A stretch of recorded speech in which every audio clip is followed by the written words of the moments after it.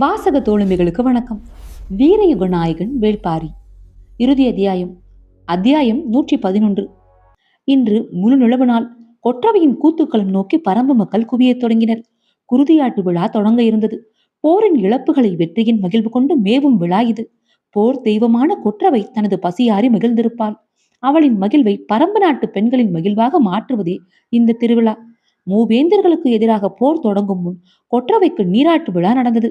அவ்விழாவின் பொழுது நிறைசூழ்காரியின் வயிற்றில் உள்ள கருவுக்கு வாக்களித்தான் கொற்றவை. இம்மண்ணை அடுத்த தலைமுறைக்கு காத்து அளிப்பேன் என்று அவள் சொல்லிய சொல் இன்று மலர்ந்துள்ளது. வாக்கினை காத்தளித்த கொற்றவைக்கு நன்றி கூறும் பெருவிழா இது. இழப்பையும் வலியையும் கண்ணீரையும் கடந்தால் மட்டுமே மேடேறி வந்து நன்றி சொல்ல முடியும். இக்காடு காக்கப்பட்டது, இப்பரம்பு காக்கப்பட்டது, நிலம் எல்லாம் காக்கப்பட்டதன் அடையாளமாய் சிலிர்த்து நிற்கின்றன. இவ்வளவும் காக்கப்பட்ட நிலையில் தனது இழப்பை நினைத்து மட்டுமே வருத்தப்பட்டு கொண்டிருக்க முடியாது. இக்காப்பிற்கானதே அவ்விழப்பு. எனவே இழப்பினை தன்னுள் இருந்து பீத்து எடுப்பதும் எடுத்த இடத்தில் பக்குமேவ புதுத்தோல் பரவி விரிவதுமே தேவை. வீரர்களின் குருதியில் தோய்ந்த துணிகளில் தீபங்களில் தெரியாய் எரிந்து கொண்டிருந்தன. பந்தங்களில் ஒளி வீசிக் கொண்டிருந்தது. எரிந்து மறிதலும் ஒளிர்ந்து அடங்குதலுமே வாழ்வு. இருளை விளக்கத்தான் முடியும், அழிக்க முடியாது. ஒளி கொண்டு கண்டறியப்படும் உண்மை அதுதான். மரணமும் அப்படித்தான். கொற்றவையின் கூத்துக்களம் நோக்கி வழியெங்கும் தீபங்கள் ஏற்றப்பட்டிருந்தன. எல்லாம் ஒளி வீசும் வீர நினைவுகள். சுடரை தொட்டு வணங்கியபடி கூட்டம் கூட்டமாய் மக்கள் கூத்துக்களம் நோக்கி வந்த வண்ணமே இருந்தனர். பரம்பின் அத்தனை ஊர்களில் இருந்தும் சாரி சாரியாய் வந்து கொண்டிருந்தனர். குருதியாட்டு விழா தொடங்குவதுதான் என்று, முடிவது என்று என யாராலும் கணிக்க முடியாது. காட்டில் எத்தனை வகை கல்லுண்டோ அத்தனையையும் குடித்து கறி வகைகளை விடாது கடித்துண்டு ஆட்டமும் பாட்டுமாய் இவ்விழா பல நாட்கள் நீடிக்கும். பரம்பின் தென் எல்லையில் இருந்து வட எல்லை வரை உள்ள ஊர்கள் அனைத்தும் ஒரே நேரத்தில் வந்து திரும்ப முடியாது. எனவே மக்கள் இரவும் பகலமாக நாட்கணக்கில் வந்து கொண்டே இருப்பர். உள்ளங்கையில் பிடித்து வைத்திருக்கும் மணல் ஆற்று நீருக்குள் கரைந்து மறைவதைப் போல விழா மகிழ்வில் கண்ணீர் துளி தனது போக்கில் மறையும். அதுவரை குருதியாட்டு விழா தொடரும். கொற்றவையின் கூற்றுக்களத்தின் நடுவில் வைக்கப்பட்டுள்ள வட்ட பானையில் நிறை நீர் தழும்பியிருக்கும். ஈன்றெடுத்த குழந்தையை அப்பானையில் மிதக்க விட்டபடி எல்முனையால் அதன் மார்பினை கீறுவர். துளிர்த்து மேலும் செங்குருதி நீரில் பரவியபடி இருக்க குழந்தையை வெளியில் எடுத்து விடுவர். பின்னர் செந்தினையை குருதியோடு கலந்து வைப்பர். பிள்ளையை ஈன்றெடுத்த தாய் அக்குருதி சோற்றினை பிசைந்து கொற்றவைக்கு படையலிடுவாள். மறு தலைமுறைக்கு மண்ணையும் மக்களையும் காத்து அளித்தவளுக்கு புதிய மனிதர்களின் குருதி கொண்டு செய்யும் நன்றி கடன் இது. குருதிச்சோறு ஊட்டப்பட்டவுடன் துணங்கையாட்டம் தொடங்கும். போர் துணங்கை கொற்றவைக்கு உரியது. குறவையாட்டம் போல ஆணும் பெண்ணும் தழுவியாடும் ஆட்டம் அல்ல இது. வெறிக்கொள் மாந்தர் சினந்து ஆடும் வெற்றி கூத்து இது. முழவுதான் துணங்கைக்கு உரிய இசக்கருவி. அதனுடன் ஆணைப்பறையை மட்டும் இணைத்துக் கொள்ளலாம். இருள் ஏறிய கணத்தில் எவ்வையோரின் மேற்பாறையில் இருந்து மொத்தை கூட முழவும் இசைக்கப்பட தொடங்கியது. குலநாகினிகள் கூத்துக்களம் நோக்கி புறப்பட்டதன் அடையாளம் அது. நாகினிகளின் முன்னே வெறிக்கொள் பாவையர் சுழன்று ஆடுவர். அவர்கள் அணிந்துள்ள மாலைகளில் உள்ள மலர்கள் முற்றிலுமாக உதிர்ந்து விழும் வரை சுழன்று ஆடுவர். எதிரிகளின் கபாலமேந்தி சிலர் ஆடி வருவர். கபால கூத்துக்கு மணிமுரசம் முன் செல்ல வேண்டும். வெற்றியின் உச்ச ஆட்டம் அது.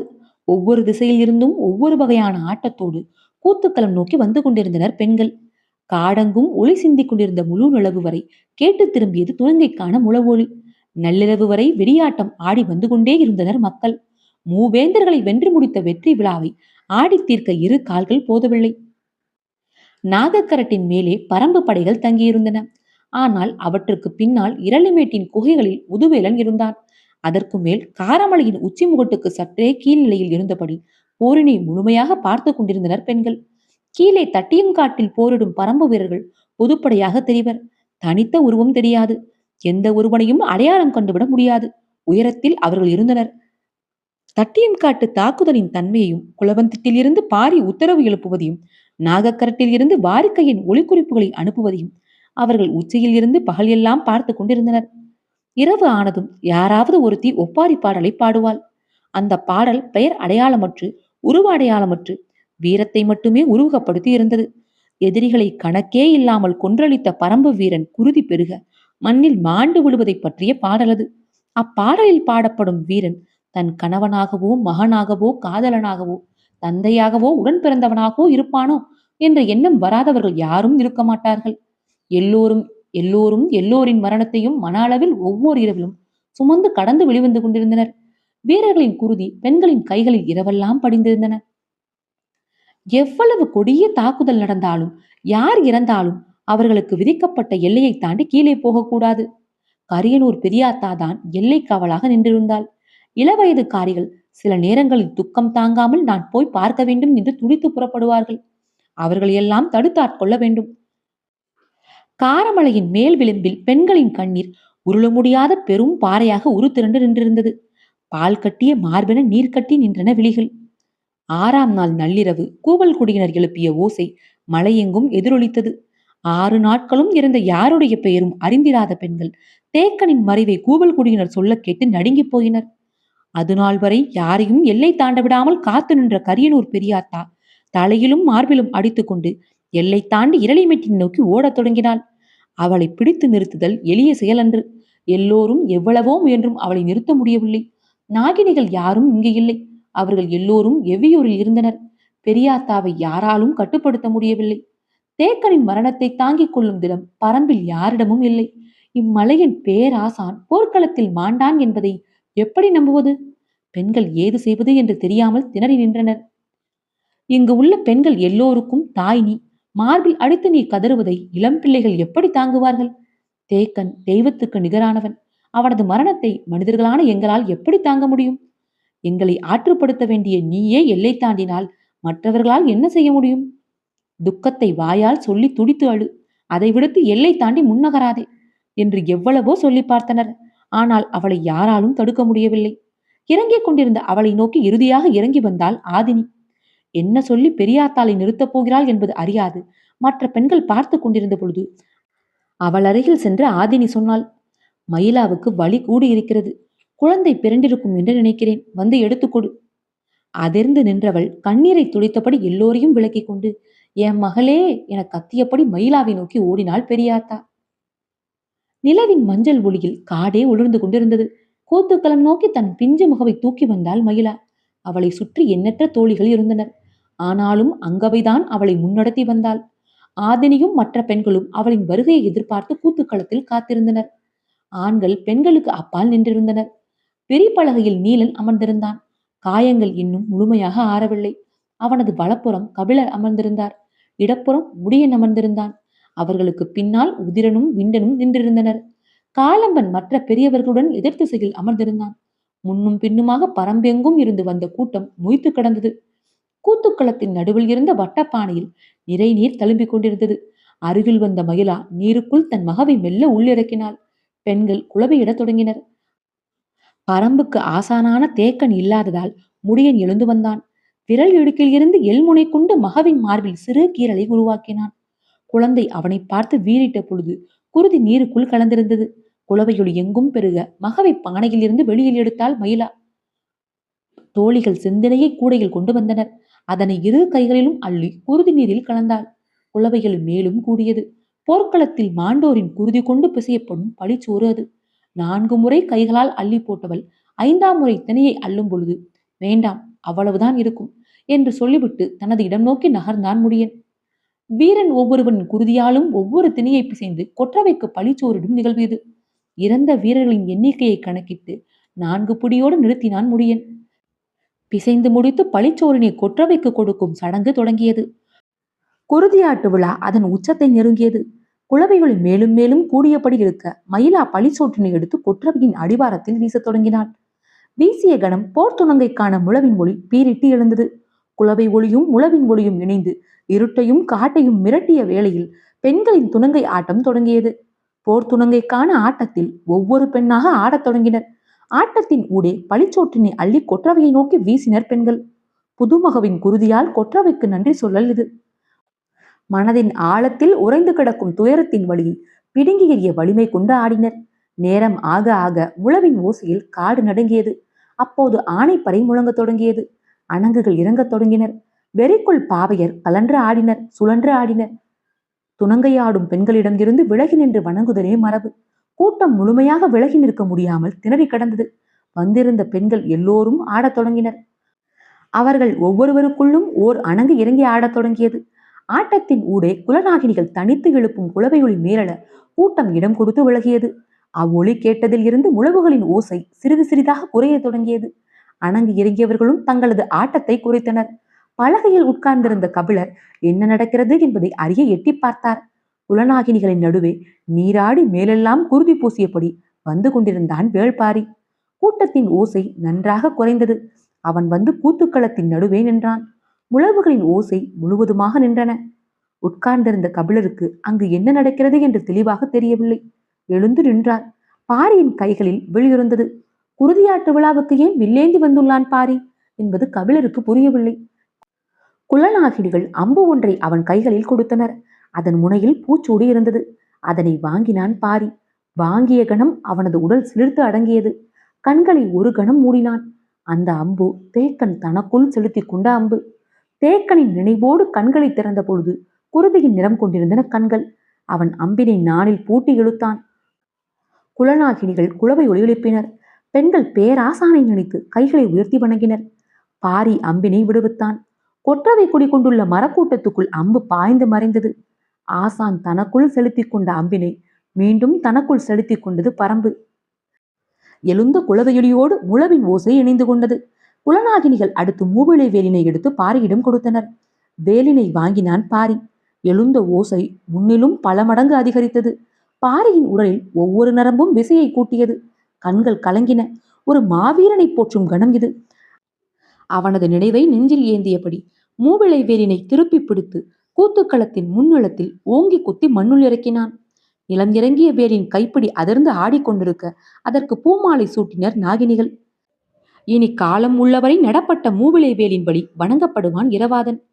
வேலினை ஊன்றிய கணத்தோடு அவ்விடம் நிற்க முடியாமல் வெளியேறி கபிலரின் அருகில் வந்து அமர்ந்தான் பாரி. துணங்கை ஆட்டம் முன்னிலும் வேகம் கொண்டது. முழவுகள் பேரோசையை எழுப்பின. கூட்டம் கூடிக்கொண்டே இருந்தது. துணங்கு ஆடிய பெண்களை தங்களின் இரு கைகளை கொண்டு விலக்கி தள்ளினர் குலநாகினிகள். ஆனால் ஆடும் பெண்கள் எளிதில் நகர்வதாக இல்லை. பேரொளி எழுப்பிய குலநாகினிகள் அவர்களை பிடித்து தள்ளி இடமமைத்து கொடுத்தனர். அங்கு நடப்பதை பார்க்க கூட்டம் முண்டியடித்து முன்னேறியது. பாரி வந்ததும் அமர்ந்த கபிலர் மீண்டும் எழுந்து நின்று பார்த்தார். இளம் பெண் ஒருத்தி தனியே ஆடிக்கொண்டிருந்தாள். ஆனால் துணங்கை ஆடும் மற்ற பெண்களைப் போல அவள் ஆவேசம் கொண்டு ஆடவில்லை. தலையை மட்டும் ஆட்டி ஆட்டி மெல்ல ஆடிக்கொண்டிருந்தாள். அவளுக்கு முன்னால் குலநாகினிகள் கை குவித்து வேண்டியபடி நின்று கொண்டிருந்தனர். பார்த்து கொண்டிருந்த கபிலருக்கு எதுவும் புரியவில்லை. சூழ்ந்திருந்த பெண்கள் பேரோசி எழுப்பினர். கூட்டத்தினரின் குலவையொலி மேலும் மேலும் பன்மடங்கு ஆகியது. ஆடியவளின் முன்னால் பச்சை மண் சிலை ஒன்று வைக்கப்பட்டிருந்தது. இப்பொழுதுதான் அது வைக்கப்பட்டிருக்க வேண்டும். அதனை பார்த்தபடி நின்று அந்த பெண் ஆடிக்கொண்டிருந்தாள். குலவையொலி மேலும் கூடியது. என் நிலையிலும் கண்ணீர் சிந்தாத குலநாகினிகள் கை குவித்து கண்ணீர் மல்க வேண்டி நின்றனர். கூட்டத்தின் ஊடே அங்கு நடப்பது கபிலருக்கு தெளிவாக தெரியவில்லை. சற்றே தலையை நிமிர்த்தி எட்டி பார்த்தார். குலநாகினிகளின் வேண்டுதலை ஏற்று அப்பெண் மண் சிலைக்கு அருகில் இருந்த எதையோ எடுக்கத் தொடங்கினாள். நாகினிகள் குலவை இடத் தொடங்கினர். இதுவரை இல்லாத அளவு வெளிவந்து கொண்டிருந்தது பேரோசை. எடுத்தவள் தனது காதுகளில் அதனை அணிந்து கொண்டாள். கூட்டத்தில் இருந்த ஒவ்வொருவரும் குலவையொலியை பன்மடங்காக்கினர். அவள் மீண்டும் தலையை மெல்ல ஆட்டத் தொடங்கினாள். பின்புறம் இருந்து பார்த்து கொண்டிருந்த கபிலருக்கு நீண்ட நேரம் கழித்துத்தான் புரிய தொடங்கியது. அவள் காதில் அணிந்தது மகர குலை காதணி. புதிய மண் சிலையில் நினைவினை இறக்கி நடத்தப்பட்ட வழிபாட்டு சடங்கு பொற்சுவைக்கானது. அதனை உணர்ந்த கணத்தில் கபிலரின் மேலெல்லாம் வேர்த்து பொங்கியது. கண்களின் நீர் பெருக கூட்டத்தை விலக்கி சடசடவென உள்ளே நுழைந்தார். பெண்கள் மட்டுமே ஆடும் களத்தில் கபிலர் ஏன் உள்ளே நுழைகிறார் என்று மற்றவர்கள் சிந்தித்து முடிக்கும் முன் கூத்துக்களத்தின் முன்னிலையை அடைந்தார். மகரக்குலை இரு காது மடல்களிலும் தொங்க ஆடிக்கொண்டிருந்தவளின் முகத்தை பார்த்தார். குலவை ஒளியின் ஊடே அவள் கண்களை இறுக மூடியிருந்தாள். தானும் கண்மூடினார் கபிலர். அவரின் கண்களில் இருந்து நீர் பொங்கி வந்தது. மண்டியிட்டு அவளின் காலினை தொட்டு வணங்கினார் கபிலர். அமர்ந்திருந்த பாரி எழுந்து வேகமாக கூட்டத்துக்குள் நுழைந்தான். உயிர் துறக்கும் பொழுது தனது மடியில் கிடந்த பொற்சுவையின் காலடியை தொட்டு வணங்கிய கபிலர் அவ்விடம் விட்டு எழ முடியாமல் அப்படியே கிடந்தார். பாரி அவரை கைப்பிடித்து தூக்கினான். துணங்கை ஆட்டம் மீண்டும் தொடங்கியது. முழவுகள் ஒளியெழுப்பத் தொடங்கின. பெண்கள் சுழன்று ஆடினர். கபிலரை அழைத்து வந்து நீலனின் அருகில் அமர வைத்தான் பாரி.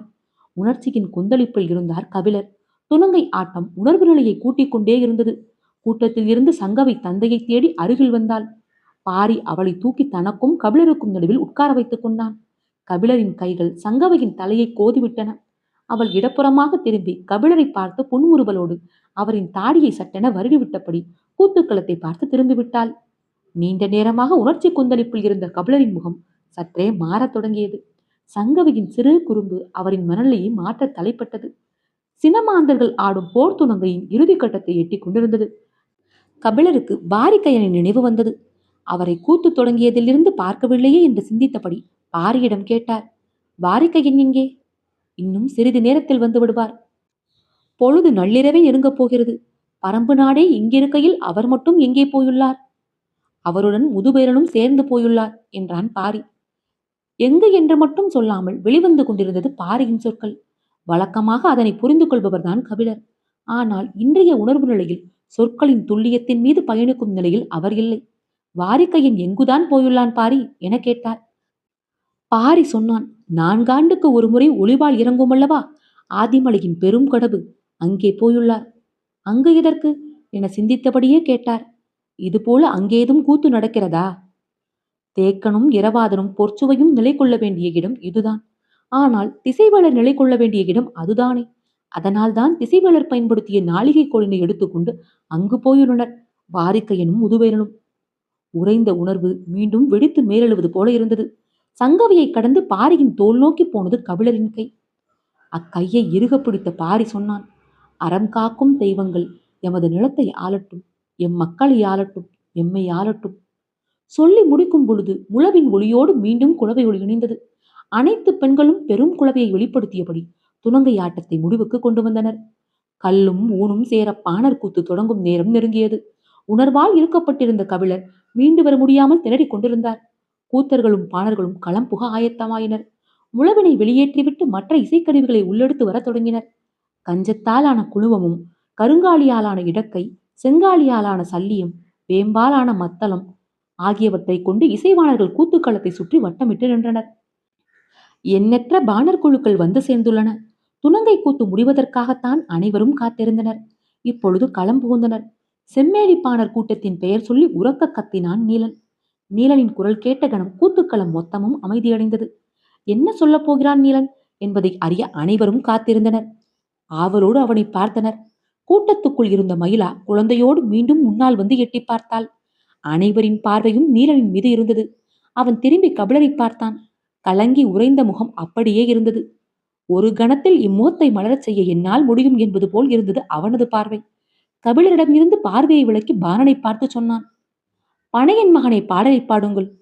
சொல்லிய கணம் கூட்டத்தின் பேரொளி விண்ணை முட்டியது. கபிலரின் முகம் மறுகணமே மாறத் தொடங்கியது. தான் பரம்புக்குள் நுழைய வேட்டுவன் பாறையில் கால் வைத்த முதல் நாள் நீலன் சொன்னான். முழுநிலவு நாளில் பனையன் மகனை பாடலை பாடினால் பரம்பு நாடே எழுந்து ஆடும். நீலன் அன்று சொன்ன சொற்கள் நினைவுக்குள் இருந்து மேலெழுந்து வந்தது. குறிஞ்சி நிலத்துக்கு உரிய தொண்டக சிறுபறையை தனது இடுப்பில் கட்டியிருந்த முதுபானன் கூத்துக்களத்தை வட்டமடுத்தபடி உள்ளே நுழைந்தான். முழு நிலவு பொழிந்து கொண்டிருந்தது. கூட்டத்தின் ஆரவாரம் பெருகத் தொடங்கியது. பாணர்கள் எல்லோரும் இசையாலும் குரலாலும் இணையத் தொடங்கினர். பாடல் தொடங்கிய கணத்தில் பரம்பே எழுந்து ஆடத் தொடங்கியது. பனையன் மகனே பனையன் மகனே, பள்ளுயிர் ஓம்பும் பாரி வேளே, தினையின் அளவே பிற உயிர் வாடினும் துடித்துக் காக்கும் தொல்குடி வேந்தே, நின் பரம்பு நிலமும் படர்ந்த காடும் தழுவும் காற்றும் தளலும் வானும் அண்டுவார் தம்மை அணைக்கும் தாய்மடி அளவிலா அன்பை பொழியும் தொல்குடி. பனையன் மகனே பனையன் மகனே, பள்ளுயிர் ஓம்பும் பாரி வேளே, தினையின் அளவே பிற உயிர் வாடினும் துடித்துக் காக்கும் தொல்குடி வேந்தே. உனக்கு கோலும் இல்லை குடையும் இல்லை, கொடியும் இல்லை முரசும் இல்லை, நிகர்பகை இல்லை பழியும் இல்லை, நின்னை வெல்வோர் யாரும் இல்லை. பனையன் மகனே பனையன் மகனே, பள்ளுயிர் ஓம்பும் பாரி வேளே, தினையின் அளவே பிற உயிர் வாடினும் துடித்துக் காக்கும் தொல்குடி வேந்தே. நீ அழிக்கும் சென்னாய்க்கு ஆளியாவாய், அழியா பகையை ஏற்ற எதிரிகள் சூது செய்யினும் சூழ்ந்து தாக்கினும் ஏதுமற்றவராய் இழந்தே செல்வர்.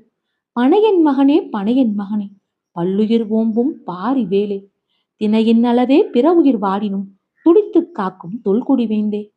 நீ வையை களிமுக வைப்போர் எரித்தாய், திரையர் குலத்தை தீதின்றி மீட்டாய், எழுவனாற்றில் இறங்கிய படையை எள்ளு பூச்சியால் அழித்தே ஒழித்தாய். சிறுகாது முயலின் குருதி தோய்த்து பெருவேந்தர்களை நடுக்குறச் செய்தாய். வேளிர் குலத்தின் பாலியை காத்தாய், சேரனை வென்று குதிரைகள் சேர்த்தாய். பனையன் மகனே பனையன் மகனே, பல்லுயிர் ஓம்பும் பாரி வேளே, தினையின் அளவே பிற உயிர் வாடினும் துடித்துக் காக்கும் தொல்குடி வேந்தே. நீ நீயாய் பிறன்மேல் நெல்முனையும் வீசாய், எல்லை கடந்தவர் ஏறி வந்திடின் கொற்றவை களத்தில் வஞ்சினம் உரைப்பாய்.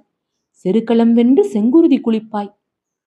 வேந்தர் படையை வெல்வாய் என்றே கருங்கிரை நிமித்தம் களறிய பின்னரும் போரினை விருத்தாய். பொறுமை காத்தாய் நீலனை மேற்கவே நெடும்படை உறுத்தாய்.